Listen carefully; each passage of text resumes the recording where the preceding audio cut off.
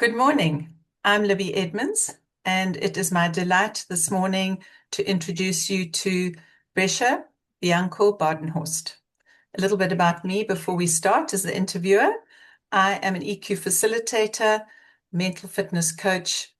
I help leaders build courageous, curious, and collaborative teams through the vital skills of emotional intelligence. It is my pleasure to now introduce you to Brescia. Thank Brescia, you. welcome. Thank I'm you so much. delighted to have this opportunity. Oh, thank you so much, Libby. It's a pleasure to be with you today. Brescia, I know our audience are in for something very exciting when they hear what you speak about. So let's jump right in. And I'd love you to tell us what is a key idea or theme that you speak on?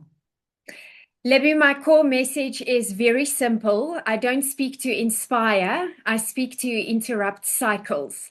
My work focuses on addiction, mental health, trauma, and what happens after crisis, because that's where most people are left to figure things out alone. I build mentorship systems and have real conversations that challenge silence, stigma, and outdated thinking around recovery and mental health. That sounds fascinating and so important in this challenging world that we are living in. And Brescia, why to you is this more important now than ever? And maybe if you want to dive into a particular problem that you see the work that you do helps people solve.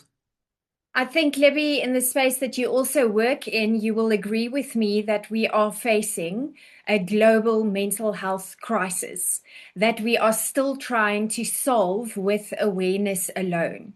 Awareness is not the problem anymore. Access is. People know they need help. They just don't know where to go, how to ask, or how to sustain change. And in the addiction space specifically, we have focused heavily on treatment, but not enough on what comes after. The gap is where relapse happens. That gap is where families break. That gap is where people are lost.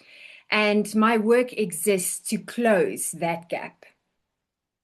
Sure, Brescia, that is just so important. And as you say, awareness is not alone.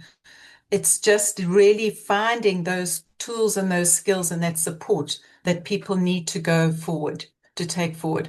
And I love the fact that you say that you're talking about the stigma attached to these mental health issues.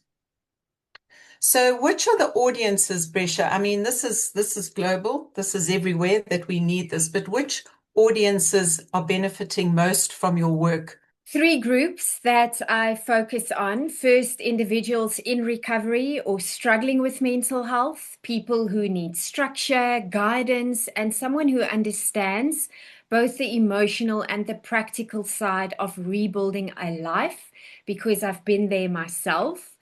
The second is families, because addiction and mental health never affect just one person. They affect entire systems. So I equip parents, partners, and families to respond differently. And third, organizations and communities. Those are schools, corporates, rehabilitation centers, spaces where these issues exist but are often misunderstood or avoided. So those would be my target areas. Thank you, Brescia. And why now? Why now in 2026 is this work that you do so important? And you've touched on your authentic, vulnerable self. Why you, Brescia? Why do your audiences need you? Why now? Because the world is no longer asking if we should talk about mental health. It's asking what actually works. And why me? Because I don't speak from theory alone. Over 2 decades ago, I was the person who needed saving. And today I build systems that help others rebuild their lives.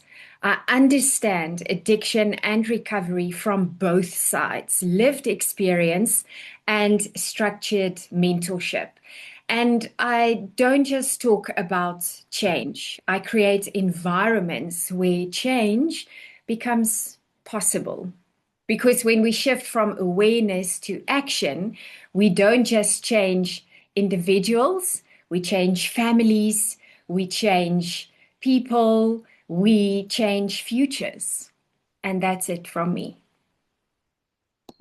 Thank you, Brescia. You're well. I'm really inspired to follow you and to share the work that you do with my network because there are, as an EQ facilitator, I have come across many families that are in need of this. And I think what you bring into the world is just incredible. So thank you for taking the time to talk to us today. And for more conversations like this centered around the United Nations Sustainable Development Goals, we'd like to encourage you to connect with our Red Jacket Speaker Showcase series and discover more expert voices like Brescia that are sharing messages that matter more than ever during this world that we are living in. Thank you for your time, Brescia. I enjoyed chatting to you and continue with this incredible work that you are doing. Thank you so much, Libby. It was a pleasure and honor to be with you today.